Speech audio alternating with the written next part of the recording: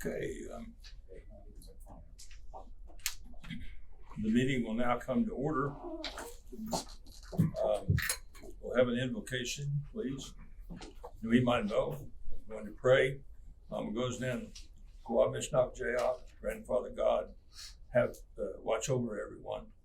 Shawan Mishnah, have pity on us. Mina Dokam Mishnah, think peacefully of us.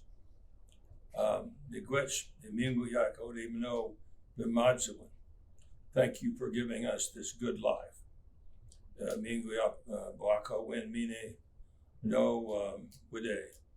We are asking for wisdom and a good heart. Thank you for everything you have created. Jesus. Thank you for giving us your son, Jesus. You. Amen. Amen. If we could have a roll call, please. Secretary Treasurer Trousdale. Chairman Barrett. Shoda. Yes, I'm here. Okay. Vice Chairman Capps. Secretary Treasurer Trousdale. Shoda. Representative Milo. Shoda. Representative Eve Marie Carney. Representative Whistler. Shoda. Representative Bursall. Shoda.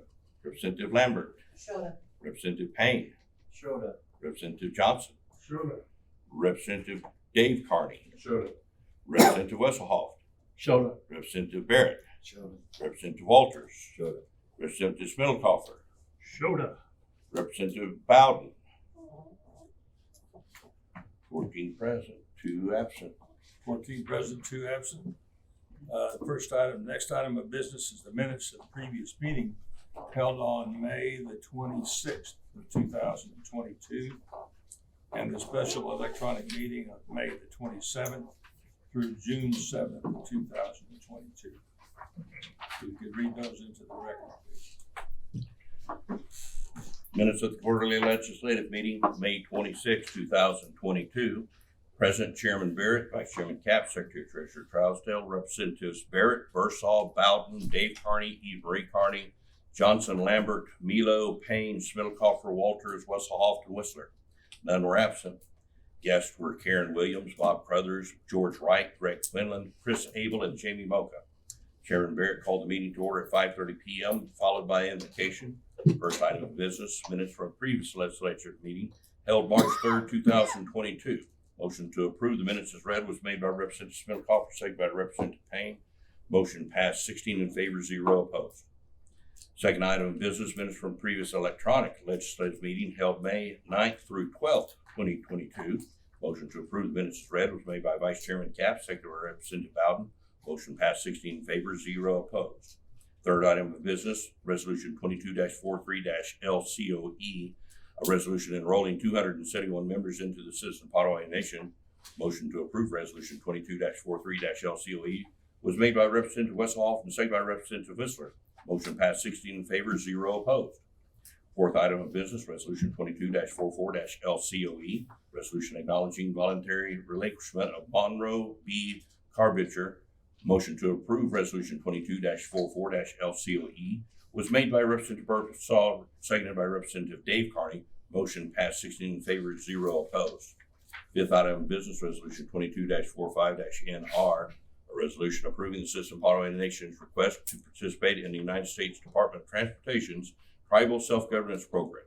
Motion to approve Resolution 22-45-NR was made by Representative Smiddlecoffer, seconded by Representative Barrett.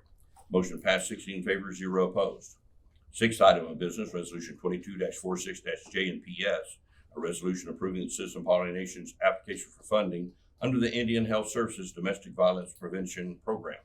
Motion to approve Resolution 22-46-J&PS was made by Representative Eve Marie Carney, seconded by Representative Walters. Motion passed 16 in favor, 0 opposed. Seventh item of business, Resolution 22-47-ED, a resolution pursuant to Public Law 102-477 regarding consolidation of employment, training, and education services. Motion to approve Resolution 22-47-ED was made by Representative Johnson, seconded by Representative Eve Marie Carney. Motion passed 16 in favor, 0 opposed. Recessed at 6:40 p.m. to go into executive session. Reconvened at 7:10 p.m. 8th item of business, discussion regarding the Family Reunion Festival. 9th item of business, adjournment. There being no further business for the tribal legislature, motion to adjourn was made by Representative Whistler, seconded by Representative Johnson. Motion passed 16 in favor, 0 opposed. Meeting adjourned 7:20 p.m. Are there any additions, deletions, corrections, or discussion? Shall we entertain a motion to approve the minutes as read? On the Representative Bursall, seconded by Representative Dave Carney. Roll call, please. Chairman Barrett, Koenig, Vice Chairman Capps, Carnegie. Secretary Treasurer Trauster, Koenig, Representative Milo, Representative Whistler, Carnegie. Representative Bursall, Carnegie. Representative Lambert, Carnegie. Representative Payne, Carnegie. Representative Johnson, Carnegie. Representative Dave Carney, Carnegie. Representative Wesselhoff, Carnegie. Representative Barrett, Carnegie. Representative Walters, Carnegie. Representative Smiddlecoffer, Carnegie. 14 in favor, 2 absent. 14 in favor, 2 absent. It is approved. Next is resolution, We got second minutes. I'm sorry, the second set of minutes. Right. Minutes of the quarterly legislative meeting, May 27th through June 7th, 2022. Present, Chairman Barrett, Vice Chairman Capps, Secretary Treasurer Trousdale, Representatives Barrett, Bursall, Bowden, Dave Carney, Eve Marie Carney, Johnson, Lambert, Milo, Payne, Smiddlecoffer, Walters, and Whistler. Absent was Representative Wesselhoff. Chairman Barrett called the meeting to order at 1:30 p.m. on May 27th, 2022. Resolution 22-48-COTW, a resolution providing for utilization of new market tax credits. Motion to approve Resolution 22-48-COTW was made by Representative Smiddlecoffer, seconded by Representative Bowden. Motion passed 14 in favor, 1 absent, 1 abstaining. Second item of business, adjournment. There being no further business for the tribal legislature. Motion to adjourn was made by Representative Barrett, seconded by Representative Milo. Motion passed 15 in favor, 1 absent. Meeting adjourned 6:51 p.m. Are there any additions, deletions, corrections, or discussion? Chair will entertain a motion to approve the minutes as read. So moved. John. Motion made by, who was it? John first. Representative John Bursall on the motion, seconded by Representative Whistler. Roll call, please. Chairman Barrett, Koenig, Vice Chairman Capps, Carnegie. Secretary Treasurer Trousdale, Koenig, Representative Milo, Carnegie. Representative Whistler, Carnegie. Representative Bursall, Carnegie. Representative Lambert, Carnegie. Representative Payne, Carnegie. Representative Johnson, Carnegie. Representative Dave Carney, Carnegie. Representative Wesselhoff, Carnegie. Representative Barrett, Carnegie. Representative Walters, Carnegie. Representative Smiddlecoffer, Carnegie. 14 in favor, 2 absent. 14 in favor, 2 absent. It is approved. Next is resolution 2301 HHS. If you could read that into the record, please. Resolution 23-01-HHS.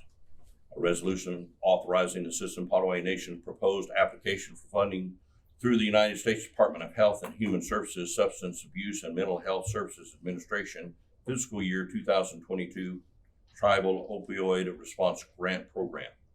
Whereas the Assistant Potawatomi Nation is a federally recognized tribe of American Indians with constitutional authority under the Act of June 18, 1934, and the Oklahoma Indian Welfare Act of June 26, 1936. And whereas the Assistant Potawatomi Nation has sovereign powers that are inherent in tribal tradition, derived from a history of organized self-government since time immemorial, and recognized by treaties with the United States and in the Constitution of the United States.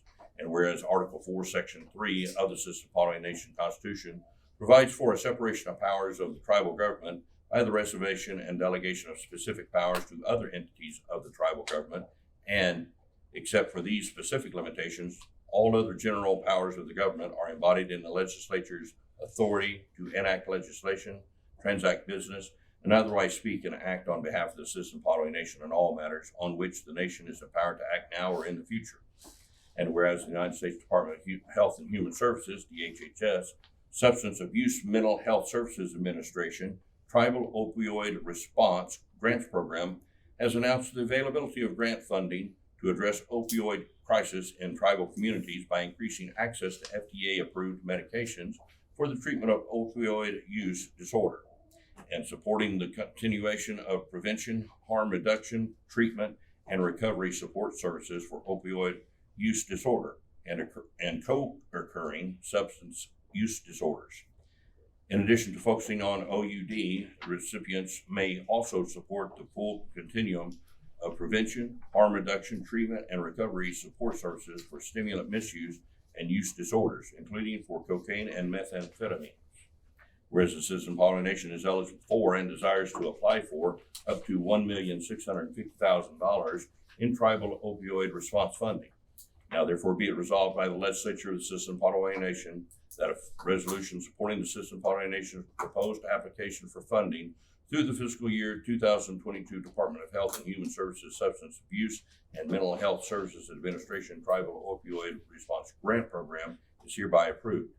Now therefore be it further resolved that by act of this resolution, consistent with the separation of powers defined in the Constitution, if awarded an appropriation of up to $1,650,000 from the fiscal year 2022 DHHS MHSA TOR fund for the implementation, negotiation, operation, enforcement, procurement, settlement, and or completion of this contract, compact, regulation, or agreement by the tribal chairman or his designate is hereby authorized. Any additions, deletions, corrections, or discussion? Mr. Chairman. First question I have is, Representative Whistler. will we be able to have our constituents in the district outside Oklahoma able to participate in this? And the reason I ask is I have a nephew who did an overdose, he was 30 some odd years old, and I would hope that this particular program would be available for the use by our citizens throughout the country, not just necessarily in Oklahoma. I'll approach the program director to see if the in the original application, if the citizens who live outside the original reservation jurisdiction or the immediate area were included in the census that was given to on which this number is based. And if it is, then we'll make that happen. The other way is there any way that he can physically come up here to be treated? Okay, it didn't happen in my district. Oh, okay. He lived in District 5. But I was just curious because I'm sure that amongst all of us, we have similar situations going on in our respective districts. So what you're saying is that really they need to come into Oklahoma in order for them to be able to apply and be helped with the program. Well, that or our new phone-in medical service, telemedicine. We could add additional funding to our telemedicine. The problem is their inability to prescribe anything, any class 3 pharmaceuticals. So I'll find out and get back to you Thank you. how that can be done. Ms. Capps. I just wanted to say that actually it's not enough money to serve the whole nation, because basically these grants are for our jurisdictional area. Right. We've known that from the beginning, and this one is probably no different, Bob. What we really need to do is we really need to concentrate on researching in our own area, and I'm talking about the districts, on how you can get help for certain things. And so sometimes it's not Indian help, it might be state help. And I had a young lady ask about childcare and about getting assistance for childcare. And Keon, with our Child Development Center, he actually got on the phone with her and gave her some tips on how she could get help in her own area. That's what we need to be concentrating on doing, is how we can find resources to help you in your own areas, because this is not enough money to serve everybody. So, Well, I did not know about this relative until after the fact. I mean, they were gone before I heard, but I was thinking, since we're coming up with a program, there might be some way. I understand the funding. I mean, you know, obviously we have that with a lot of the other grants that we deal with where it's limited basically to Oklahoma because we can't take care of the other districts. Vice Chairman, I didn't see this, to vote out of the committee. Did we get enough to vote it out of the committee? because of the time, we really didn't take these to the committee. Should we do that now? I I mean, don't- I'll vote it out of the committee on my part, you know. And actually, you know, I did not submit those, so, Please, she asked me to put them on the agenda For the, whole, because of the short time. Is this a one-time grant? I mean, is it, I is it to cover? This- I think this is on top of the money that we got, Okay. that we received for opioid settlement. This is on top of that. oh, this is part of the opioid settlement? It's No. additional money on top of Additional. it. Oh, okay. Yeah, yes. So I had the opportunity to go over to the, our mental health program, or behavioral services, and visit with them. It's what I do, so I wanted to visit with them. And I was able to also visit with Dr. Rojas, and we talked about this. And we have a lot of flexibility in how we can address priorities. And he was excited about the opportunities that we have and about the flexibility that we have to be able to deal with and work with addictions. So I'm personally very excited to see this money come in, and I'm excited about our programs and the way we have them structured, because I think that they can be a giant and very necessary tool for our constituents and our citizens, our friends and our family who need help in addiction recovery. And so I'm excited about this. I'm glad to see this come through. yeah, I'm glad that it's Good. also. And we value your perspective on that. I appreciate that. Any other discussion? We have, our nurses administer to one patient that lives in the duplexes, but they draw that prescription, serum or whatever, from the Prairie Man. She's kind of within their population. Okay, going through- She's traveling. She's registered for healthcare with them. Is that with the Haskell clinic? No, it's Prairie Man. The Prairie Bank Clinic up at Maya? It's a beautiful clinic. Well, they built a new clinic. Well, I was part of the design team, but it was, I think, finished in 2007. Don't they, is there another clinic about 10 miles north of Mayetta? The Kickapoo had a small clinic. There was an old clinic in Holton, but it closed. That's it. That was the one time the only one. The Indian Health Clinic was in deplorable condition. And the Prairie Man took it upon themselves to build their own clinic. And then they got the IHS funding for the old clinic applied against their clinic. Good. Applied, they were able to use that money. Are they still splitting Haskell off from? Haskell is sort of a geographic, they won't, if you're in Shawnee County, you can go to Haskell, but if you're in Jackson County, you can't go to Haskell. At one time, they were funding Haskell out of Holton's budget. Yeah. And ended up where neither one of them had enough money to get the job done. So glad they fixed that. Next time you're up, I'll take you for a tour of the clinic. Yeah, I'd like to see that. Very nice clinic. I'd like to ask Bob another question.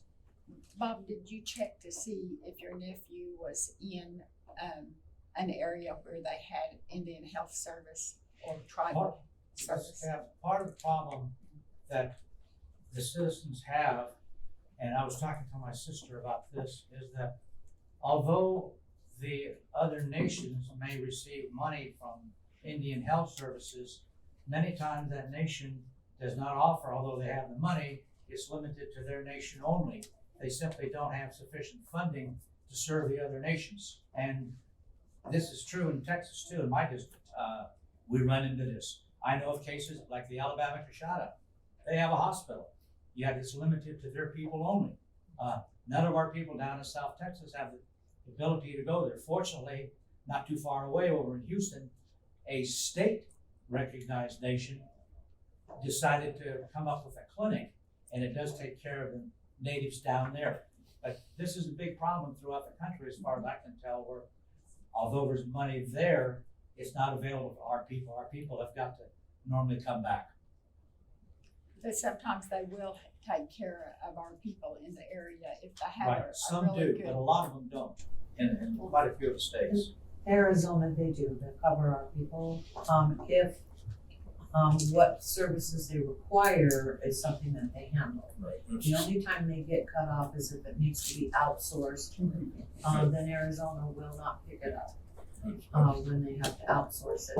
Like, for instance, you have a need that particular hospital just doesn't handle, you know, a specialty in cancer perhaps, or something of that nature, which I've seen happen.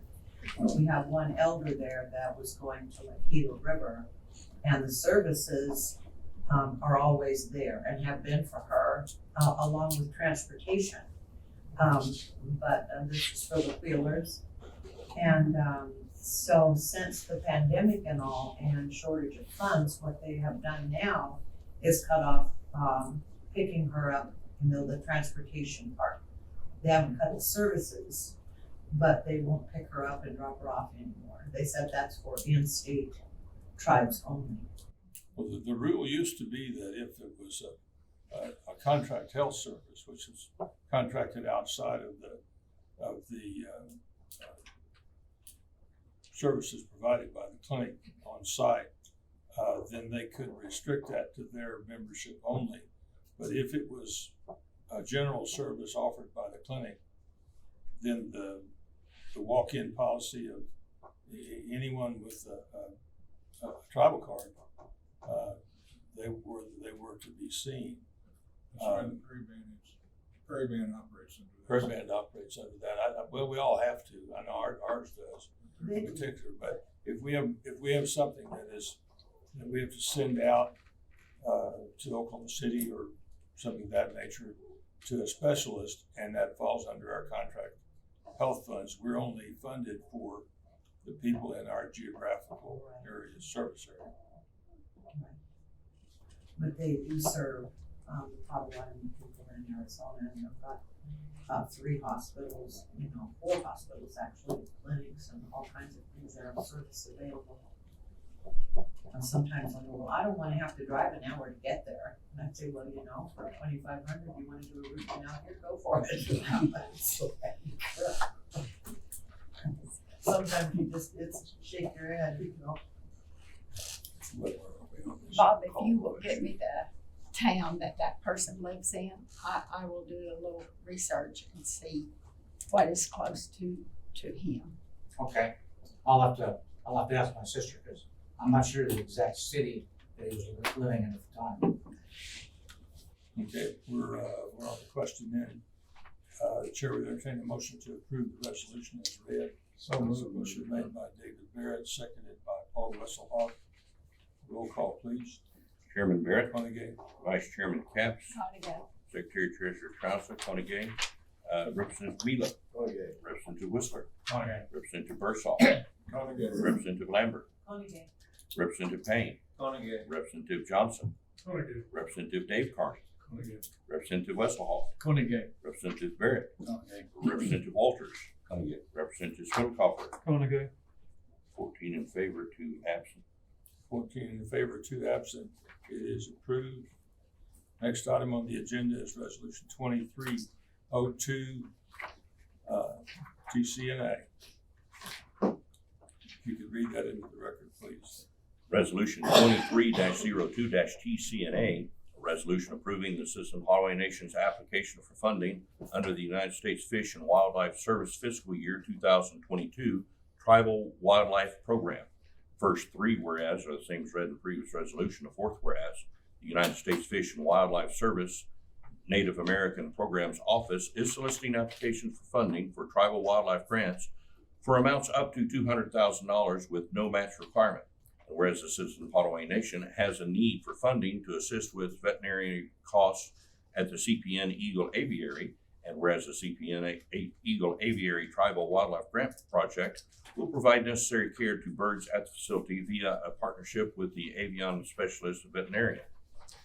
Now therefore be it resolved by the legislature of the Citizen Potawatomi Nation that a resolution supporting the Citizen Potawatomi Nation's application to the United States Fish and Wildlife Service fiscal year 2022 Tribal Wildlife Program is hereby approved. Now therefore be it further resolved that by act of this resolution and is consistent with the separation of powers defined in the Constitution, if awarded, an appropriation of federal funds up to $200,000 from the Fish and Wildlife Service Tribal Wildlife Grant Fund for the implementation of negotiation, operation, enforcement, procurement, settlement, and/or completion of this contract, compact, regulation, or agreement by the tribal chairman or his designate is hereby authorized. Any additions, deletions, corrections, or discussion? Chairman, I have a question. How many of the special veterinarians do we have in the state? Is there a lot, or is there just limited, or can our local veterinarian?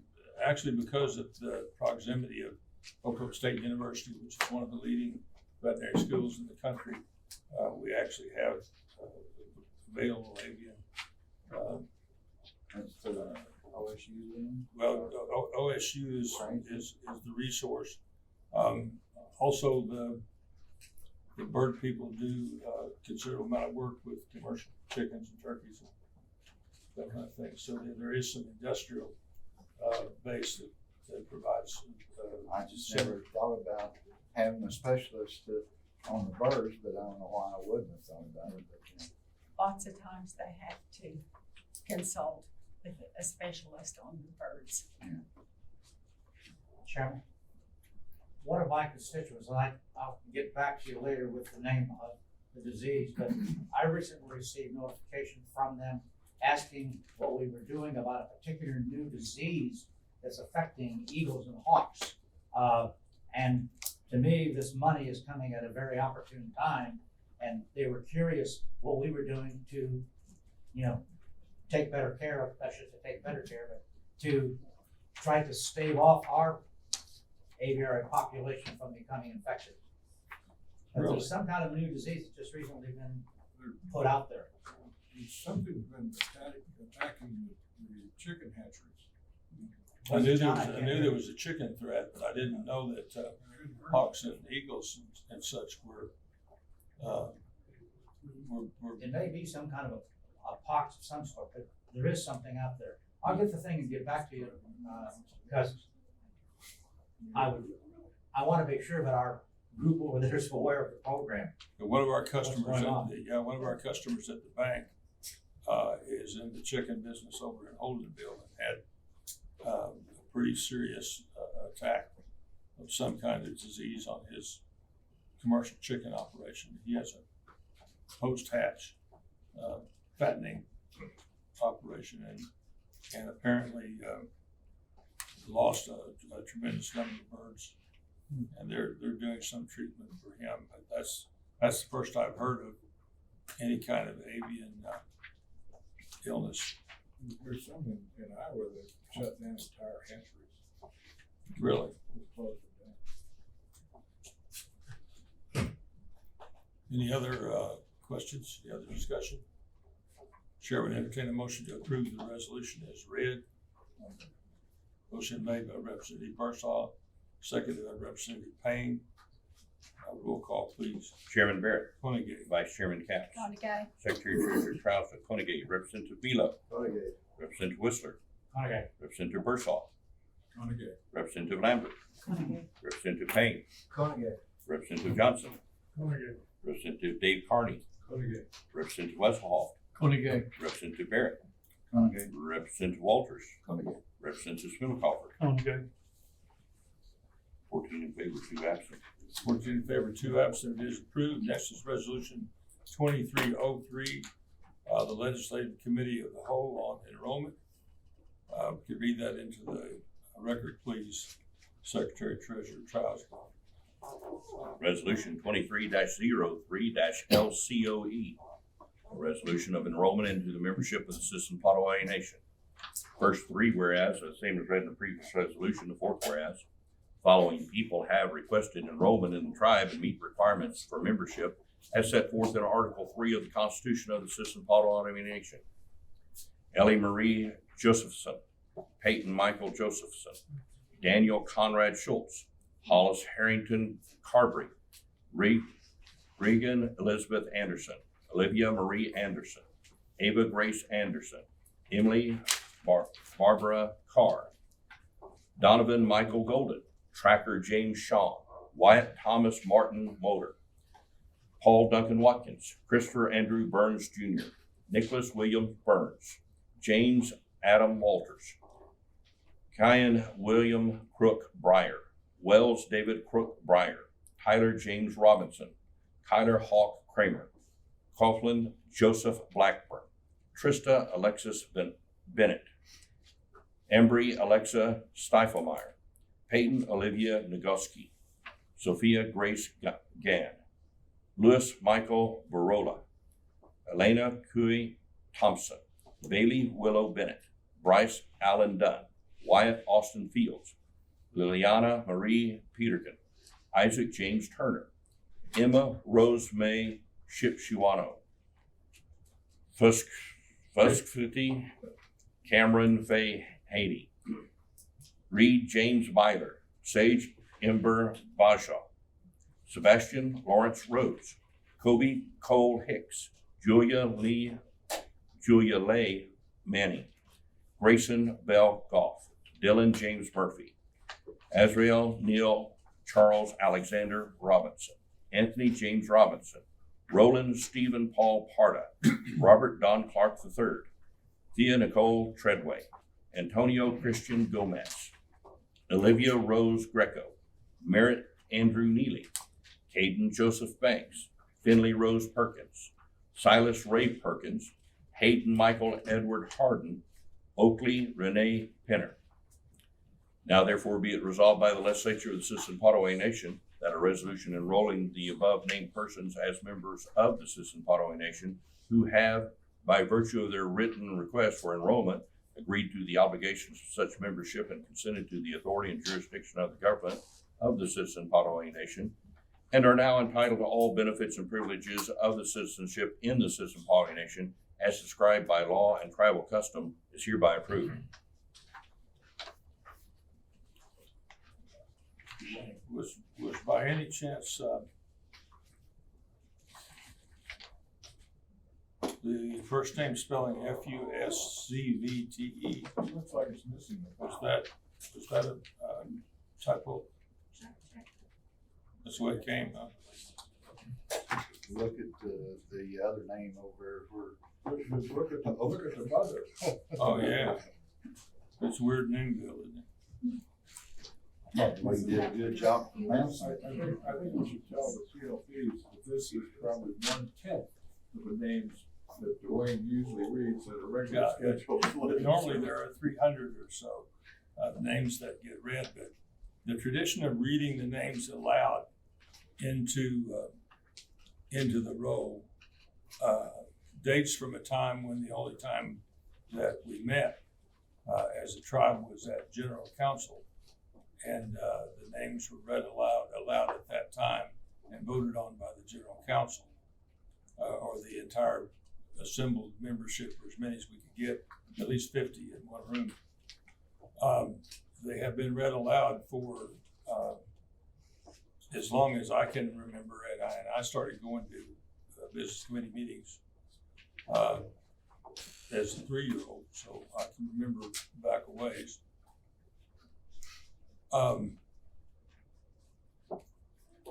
But normally there is a tremendous number. We had, especially for the enrollment right before the payment of the per capita payments, we had an evening with 600, didn't we? Yeah, or more. we've probably added into 6,000 members in the last 2 or so years, as opposed to 750 a year.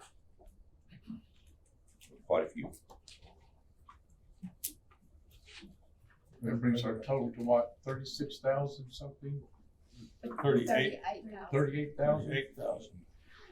It's my prediction that these PLPs will see an enrollment of 60,000. That's my prediction. Or more. Or more.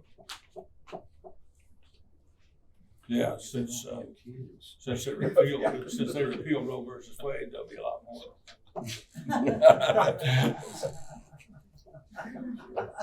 I knew you had to work that in here somehow. Just waiting for the chance. Just waiting for the chance. The one thing that I would like to say about that is whenever our enrollment increases, that is responsibility on the legislature, because we have to make enough money to continue to provide the services that we have been providing, hopefully at the same level. And so that responsibility falls on us. We have to determine what we're going to do, and the legislature has to pass that. The executive's been working on that, and then the legislature has to vote on it. So there's a lot of responsibility there. As that enrollment increases, it's kind of scary to me, but we've got to keep going. 38,000 tribal members means there is a contingent liability of 2,000 each just for burial. So that's $76 million that the tribe has as an outstanding contingent liability for burial policy that they're carrying below the line, but it's still there. So that 76 million is something everyone should be mindful of, particularly in these days of pandemics. I noticed that was Justin's child named the youngest. Yes, So I noticed that one of the two. one of the two. I noticed that Justin Tremaine Neely had Merritt Andrew Neely on here as well. Anybody else have any relatives? We need to vote on this one. Chair, would entertain a motion to. Chairman, I have a question or a Yes. statement. So these names, as they appear, are as the applications are received and processed. Is that correct? That's correct. Okay. Because I had made I asked previously if they could be put in a different order, but I'd like to resend that request because that makes sense to me now that they can now show the order and then the cutoff. I think that's a good thing for us. So I think that's it. We weren't gonna do it anyway. I know. I kept bringing it up. Cool. I thought we handled that very gently. I felt we might have state the obvious. Yeah, right. Cool. We had two unusual requests, but need to finish this. Go ahead. Chair, would entertain a motion to approve the resolution as read, please. I'll make the motion. Motion made by Representative David Barrett. Is there a second? Representative Gene Lambert. Roll call, please. Chairman Barrett, Koenig. Vice Chairman Capps, Conagay. Secretary Treasurer Charles Koenig, Representative Vila, Renegade. Representative Whistler, Representative Bursaw, Renegade. Representative Lambert, Renegade. Representative Payne, Renegade. Representative Johnson, Renegade. Representative Dave Carney, Renegade. Representative Wesselhoff, Renegade. Representative Barrett, Renegade. Representative Walters, Renegade. Representative Spindlecoffer, Renegade. 14 in favor, 2 absent. 14 in favor, 2 absent. It is approved. Something I wanted to go over with the PLP students while they're here at a meeting of the legislative body. The resolutions that are adopted for enrollment have a different clause, last final clause, and it reads, now therefore be it resolved by the legislature of the Citizen Potawatomi Nation that a resolution enrolling the above named persons as members of the Citizen Potawatomi Nation who have, by virtue of their written request for enrollment, agreed to the obligations of such membership and consented to the authority and jurisdiction of the government of the citizens of Potawatomi Nation. It's been asked a number of times, since we are enrolling people who are younger than the age of consent, that their parents are, by virtue of this written request for enrollment, their parents have on their behalf consented to the authority and jurisdiction of the government of the citizen Potawatomi Nation.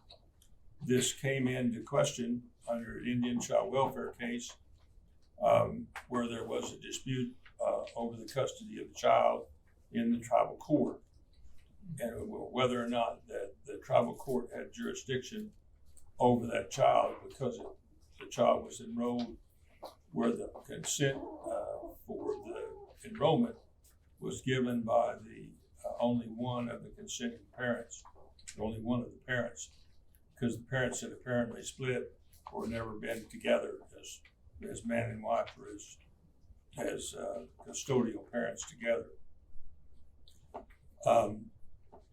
That resolution goes on to say that they have agreed to the obligations of such membership and consented to the authority and jurisdiction of the government of the citizen Potawatomi Nation. It goes on to say, and are now entitled to all of the benefits and privileges of the citizenship in the citizen Potawatomi Nation as described by law and tribal custom is hereby approved. That's enrollment resolutions are the only ones that have that closing, and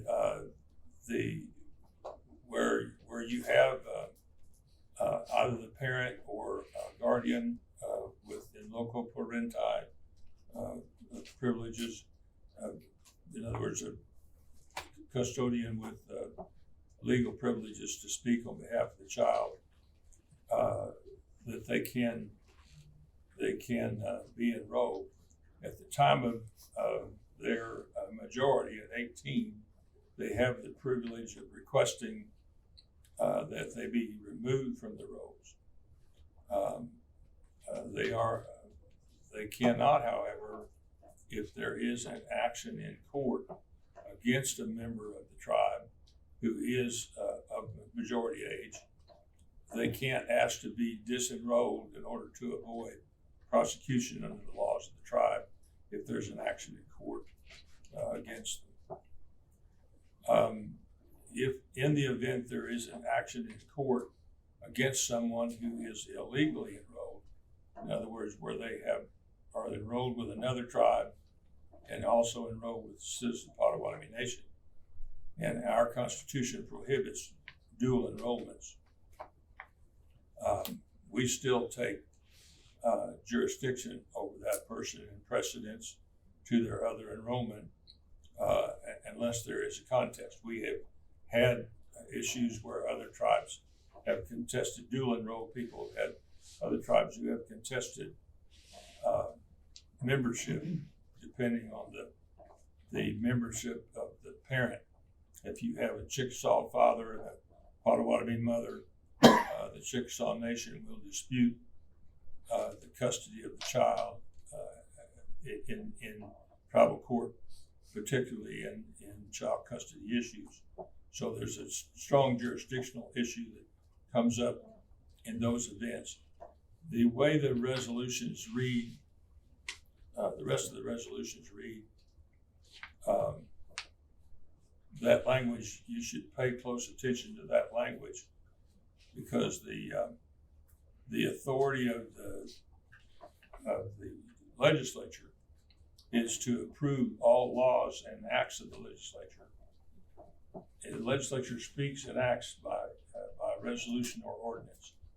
It does not govern in any other manner except by resolution or ordinance. And the first three whereases were, it's described that the nation is federally recognized, it has constitutional authority, and it cites that version of the Constitution that under which this resolution is the legal basis for the law, for the resolution. The second resolution states the sovereign powers that are inherent to the tribe and how those powers are derived that gives the government the authority to act as a government by adopting this resolution. The third whereas describes the transfer of power that happens between the legislature and the act that it adopts here and the authority that it gives the executive branch of the government to carry out what's described in this resolution.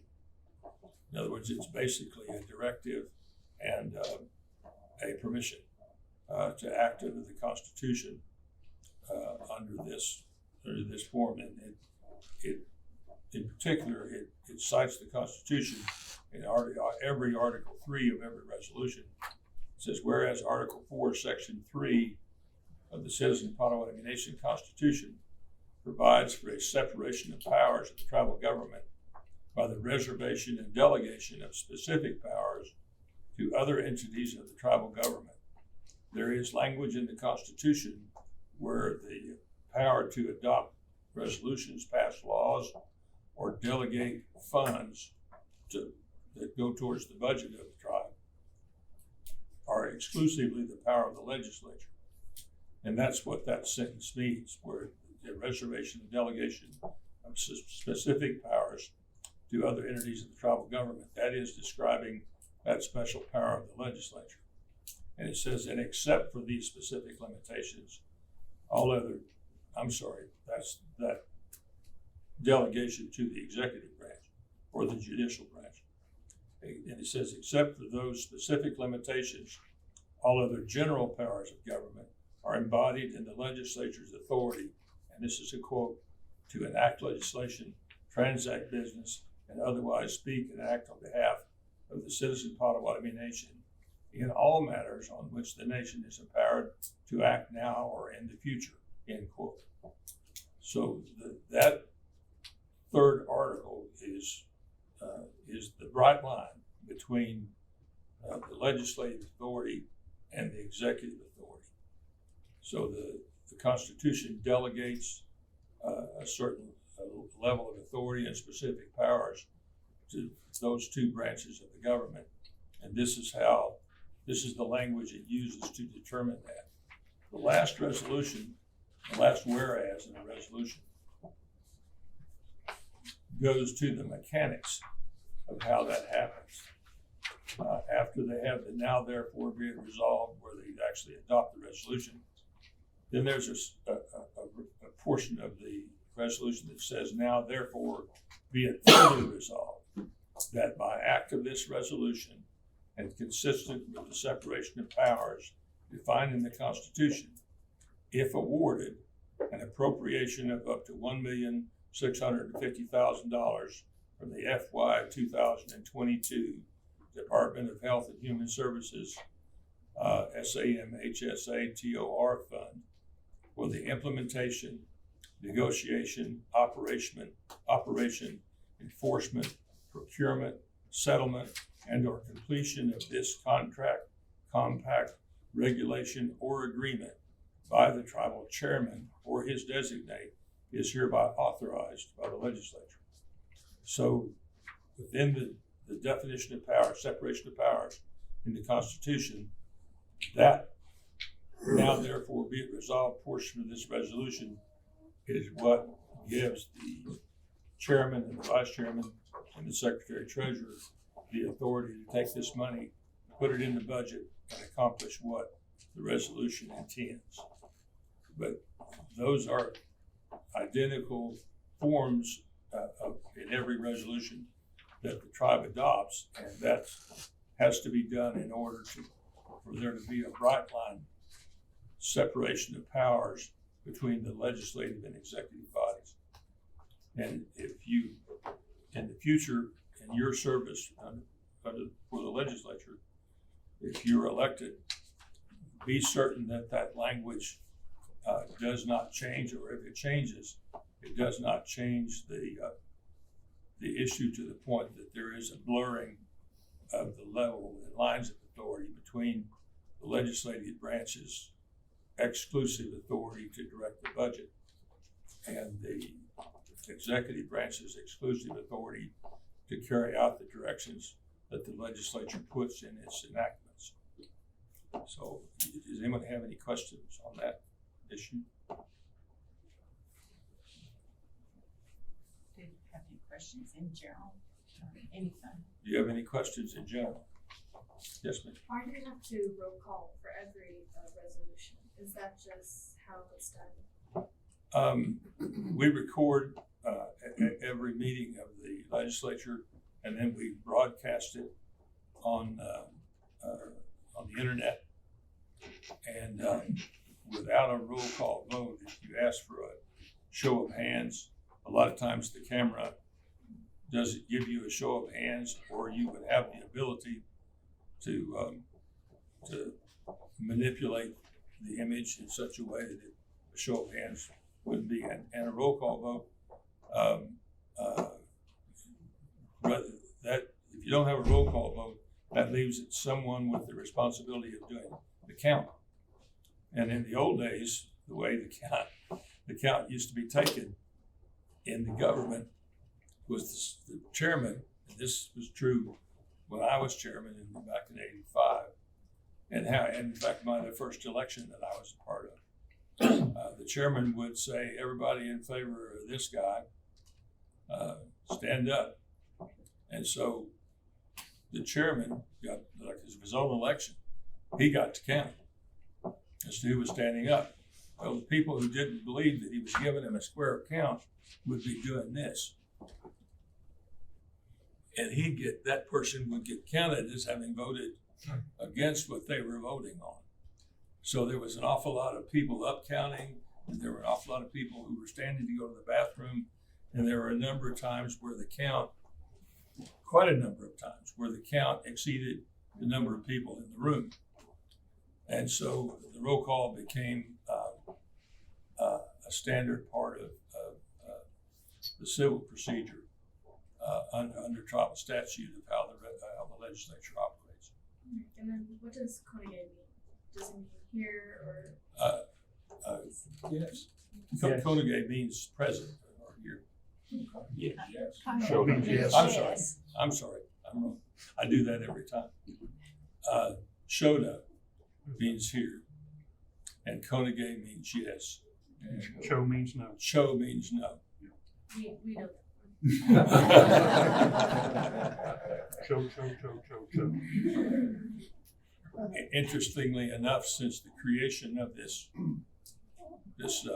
legislative body, the 12-person legislative body, we have only had one person enter a show vote in the history of this legislative body.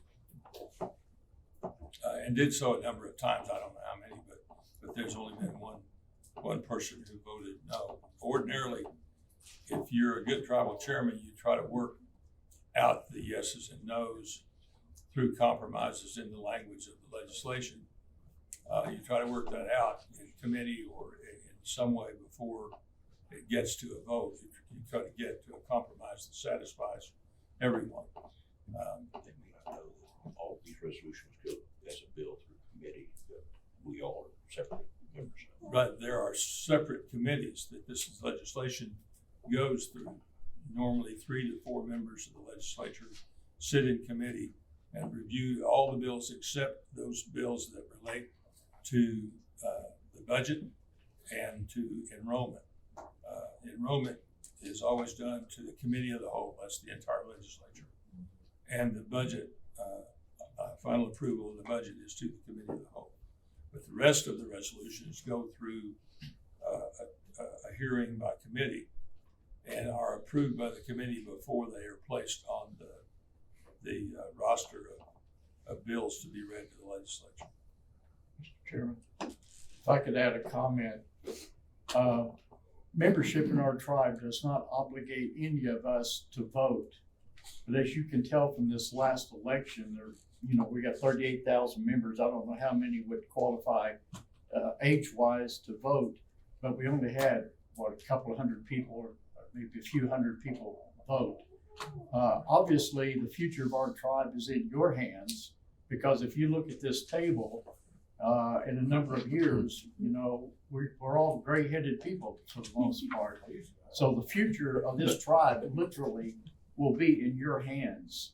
So I really encourage you to vote, to participate, to find out what's going on in the budget and what issues and what candidates and what their policies are.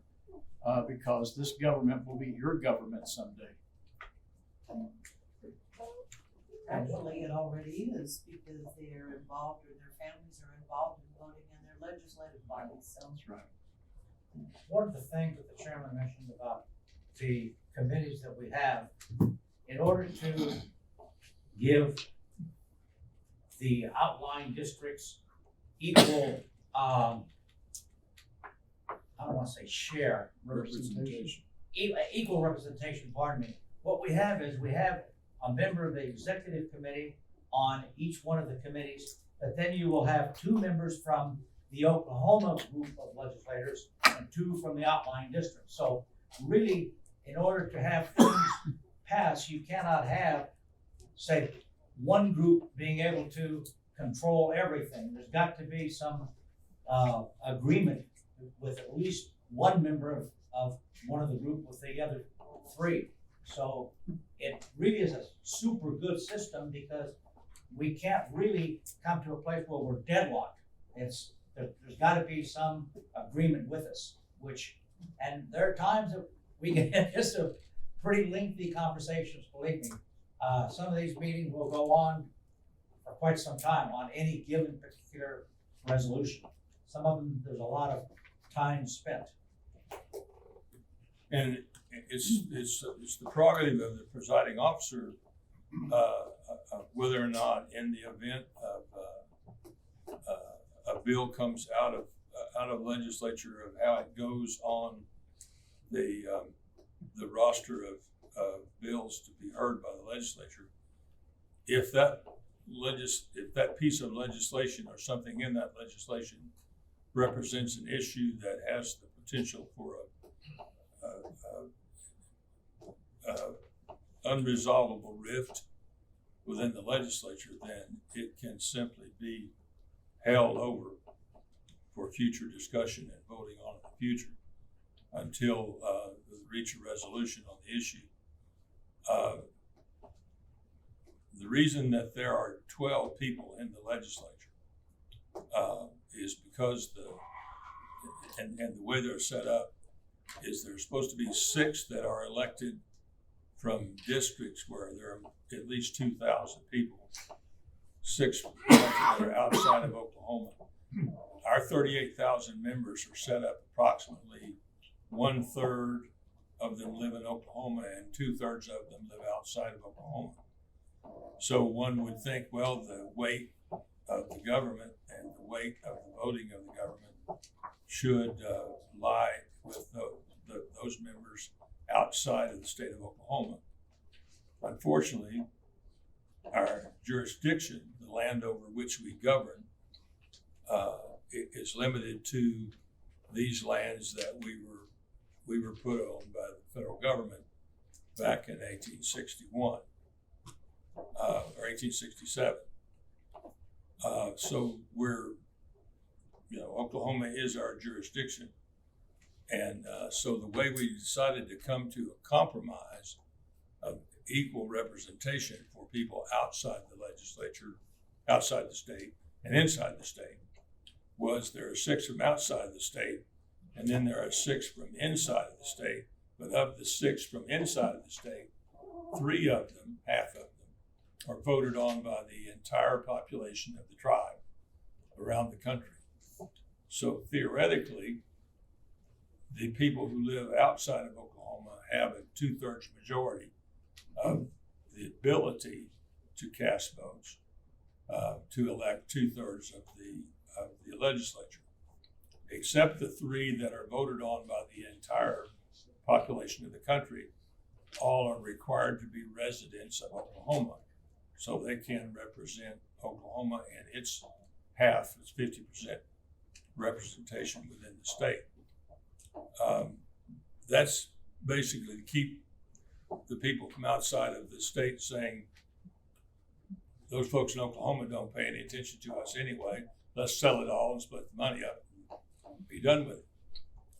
And that also stops the people from Oklahoma from saying they're not going through what we're going through, and why should we give money to somebody that's not having to live here on the reservation, and we've been here first, and yada yada, all the other nonsense that you hear, and them deciding to not allow the services to be extended outside of the state. So what we were seeking was a way of balancing the vote and a way of balancing the representation as closely as possible. This is a unique form of tribal government. No other tribal government in the country has this form. And to my knowledge, no other tribal government legally meets in a teleconference format, with the exception of the meetings of the General Council and immediately after General Council, when the legislature meets as a whole without the teleconferencing equipment.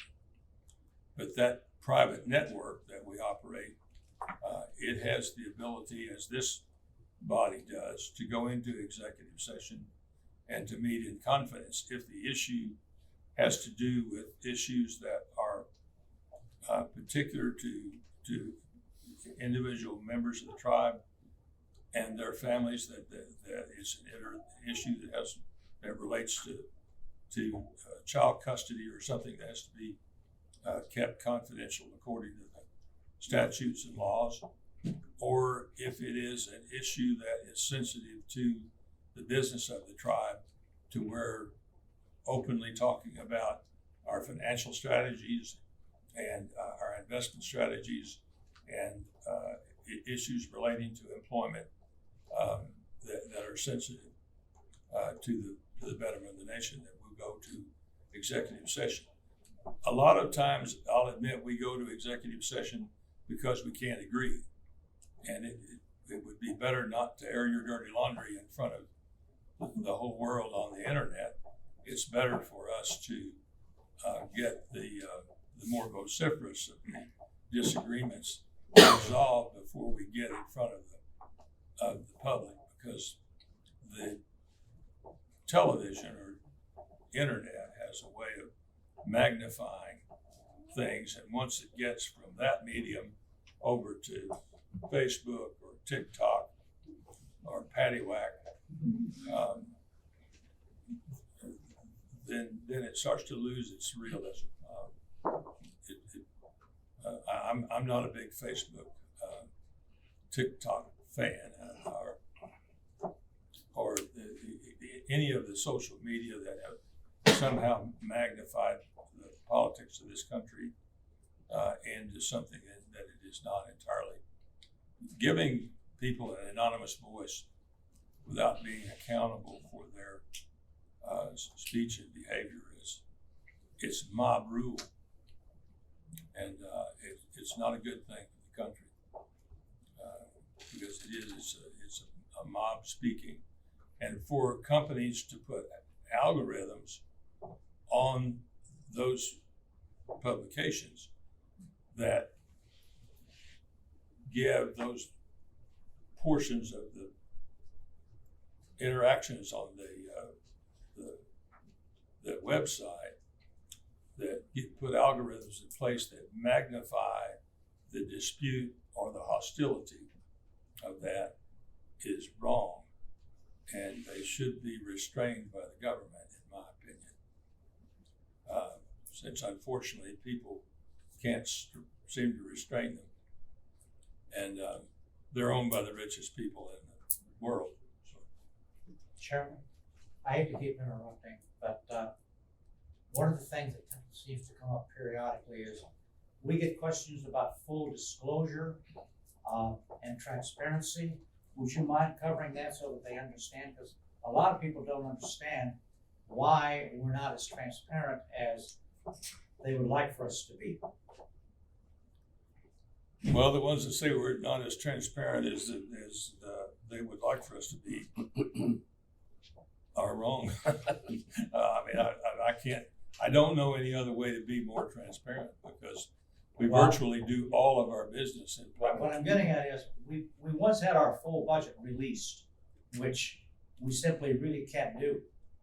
You know, what you're doing is you're giving information to the competition, so to speak, or to the state of Oklahoma.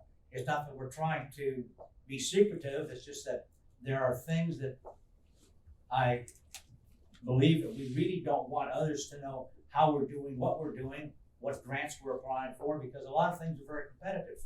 And if we were totally open, it would really put us at a disadvantage in some ways.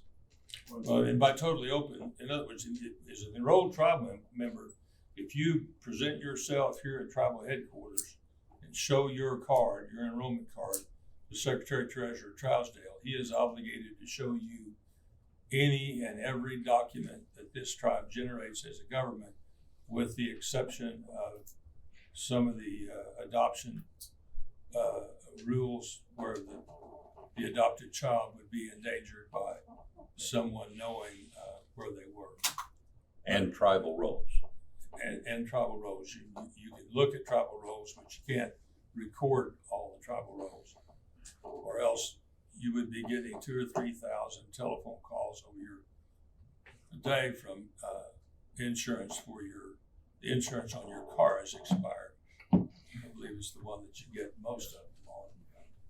But there would be a misuse of the tribal roll if the tribal roll was published for public purposes.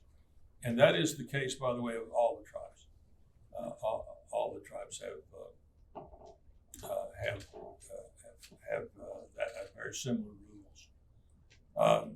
So there is transparency down to that level for us to tell what portion of our budget goes towards television promotion of our gaming operations, what portion of our budget goes there. You still get the general budget categories, but we don't go down into that with detail that gives away what our marketing strategies are for the different kinds of financial activities that we're involved in. Chairman, to add to the legislature, Oklahoma has a unique deal. The 5 legislators that are elected, besides the 3 executive that are considered legislators, they're voted on by the whole state of Oklahoma, where the outside districts are voted on only by that district. Right. You know, so we are a little bit unique as Oklahoma, because we're voted on by the whole state, all 5 of us. Yeah, the Oklahoma district is the largest of the districts.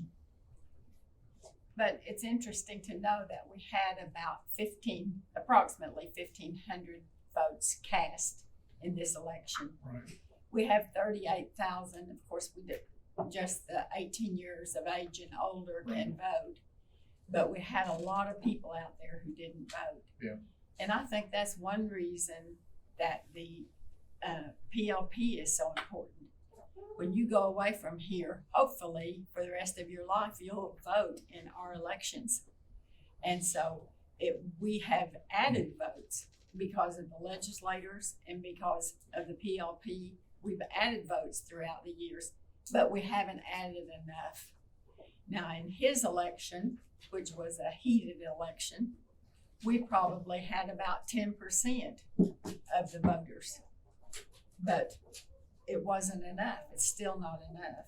So we need to get the vote out. I think that's important in any culture, to get the vote out. And so that's one thing that you can be thinking about when you leave here, that you'll want to make sure that you continue to vote. What's interesting too is that we have 38,000 tribal members. Over 37,000 of them applied for and got the $1,400 check. So we know they know how to put a stamp on an envelope. We know they know how to sign their name. So it's discouraging when the vote falls that much. And what I'm told is that it's because of lack of controversy. Well, Chairman, can I throw something out there? go ahead, Andy. Because I'm the one that always complains about voting. So to give you, just kind of give you an example, who's from Berkeley, California? They got roller coasters out there, huh? You ever like to ride one? If I told you the best roller coaster where you have a 96% chance getting off of it without an incident, would you ride it? Probably not. Probably not. Still be a little, but still pretty good chance, 96%. Yeah. If I told you 4% chance, and getting near it, huh? No, absolutely not. With the numbers they just gave us, 4% of our tribe voted. 4%. 4% of our tribe voted. Yeah. I think when the chairman ran, it was 7.5% voted. There was a tremendous apathy. But again, 96% of the tribe applied for the money. More individuals posted remarks on Facebook and Twitter by a large amount. More individuals, separate individuals, posted on those two websites that voted in the election. That's not number of posts, that's number of individuals who posted was larger than the number of people who voted.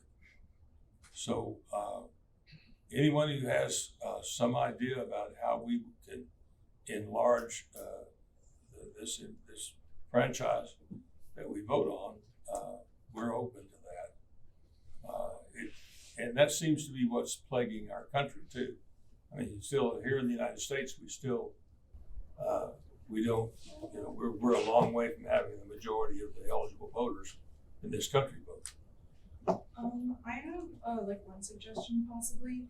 I know that I live in Ithaca, New York, and one thing that my state does is has text reminders, like reminding people when to vote or when to request ballots. And so I think personally that's something that I would appreciate, because before coming here, I honestly didn't know like when the election was or how to do that. So if that is possible at all, I know at least I would appreciate that. So an electronic message is more likely to get your attention than snail mail. Yes. Correct, yeah. Absolutely. Mr. Chair, Yes. to amplify that same point, and it's not just on voting, but I get numerous calls about, you know, healthcare, various things. And I said, did you read your Hanukkah? Do you get the Hanukkah? Oh yeah. I said, did you read the article about? No, I don't think I saw that. And they get the Hanukkah, but they don't. Everything we talk about in here is in the Hanukkah, but they don't read it. You know, it's mind-boggling sometimes. And it's a magnificent publication. It is. It's wonderful. I think the younger generation doesn't, and maybe be more apt to reading it online. Would you be more apt to It's read online. paper online? It is No, right, online. That's my point. And we do have an email list that we blast out things electronically too. If you would like to sign up for that, you can email honeycon@potawatomi.org and we will add you to the list. Yeah. But, yeah, it's. Yeah, and I think that the email blast is for some reason it attracts my attention to a particular subject even more so than the written. And I think that's a good thing we're doing. What's our number up to on email blasts? I will have to check. We have several different lists, so I'll send it to you.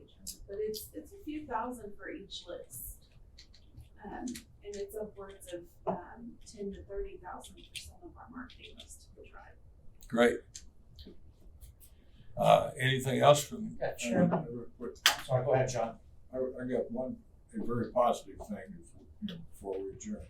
This morning, as I was, the valet brought my, pile of stuff out, put in my car. He saw my ribbon shirt, and he says, "Are you a citizen of Potawatomi?" And I said, "Yes, I am." He says, "I'm a Comanche from Lawton."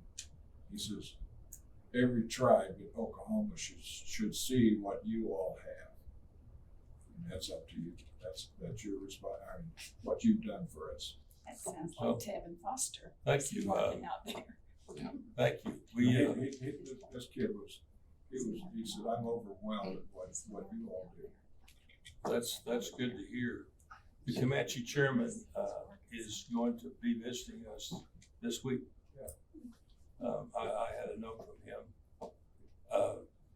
we are getting quite a number of inquiries from different tribes around for them to come and see how we've gone about it. In particular, those tribes that still have the 1936 Oklahoma Indian Welfare Act Constitution, which that old Constitution was a recipe for disaster and a recipe for failure. It was how you run the circus from inside the monkey cage. No.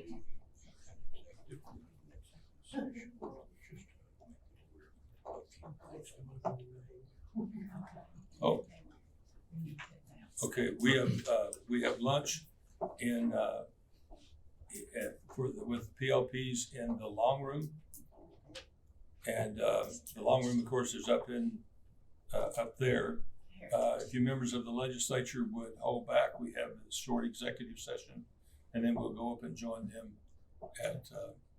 One of the things I wanted to say, Chairman, is on the Hanacon, you're gonna be moving in your life. One of the big problems that I run into at times is that people are saying, I don't get the paper.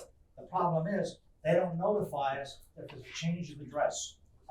So as you're moving around, make sure that you occasionally write the tribal rolls and make sure that it's current, that they have a way of contacting you. The other thing that I would say to you, just as a person, is that look at your benefits selfishly. You're all gonna, I shouldn't say all of you, the majority of you are gonna be married, you're gonna have children. Your children are gonna need scholarships. When you get into your 80s, you may wanna take advantage of the mail order drug program and so forth, but think about this thing selfishly in a sense like, what can I do it for, what's in it for me and my family? Because you're gonna go along in life and it's not gonna mean a whole lot, but later on in life, a lot of the benefits that we have are gonna come into play. So think about this, and that's one of the reasons, like Paul said, vote, keep voting. We need your support. Thank you. Vote early and often. Chair would entertain a motion to go into executive session. Thank you all for being here, and we'll see you in just a few moments.